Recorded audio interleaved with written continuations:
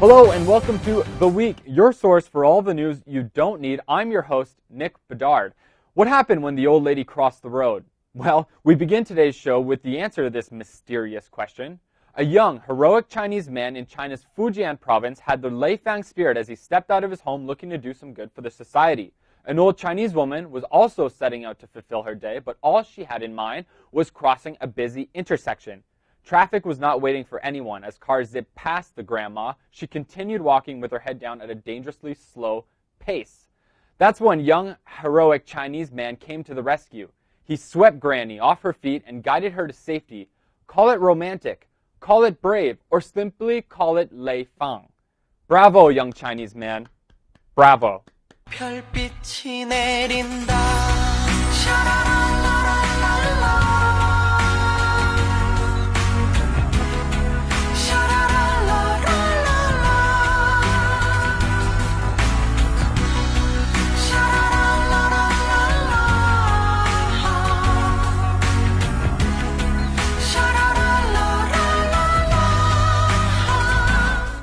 In 1958, a music songwriter by the name of Sonny Curtis wrote a song titled I Fought the Law, with a chorus chanting, I fought the law and the law won. In 1960, a band named The Crickets put it on their album, and in 1965, it was re-recorded by Bobby Fuller in what would become one of the most famous songs in American history.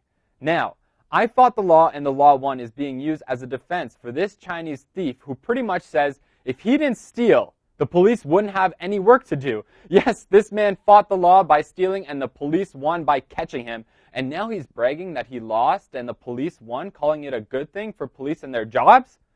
Okay then. The man, identified only by his surname Chong, had some things to say after he was caught shoplifting. And I quote, I just wanted to see what the police were doing and whether they can capture thieves. And the best one, quote, if I don't steal, they would lose their jobs. He allegedly stole a laptop from a computer shop in February when he and the owner were the only two people inside the premise. Here's some advice for you. Don't fight the law, because the law will always win.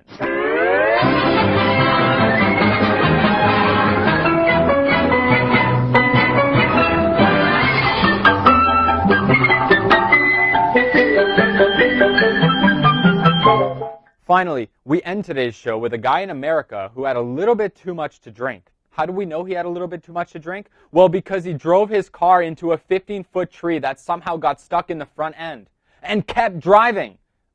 Sir, there's a tree on your car? Yeah, I know. I mean, come on. What did the tree ever do to you to deserve this? The man was arrested by the officers who took this amazing footage and decided to use it to launch their new Facebook campaign. As the video went viral, so did their Facebook page. It's a win-win for the police. Way to go, boys.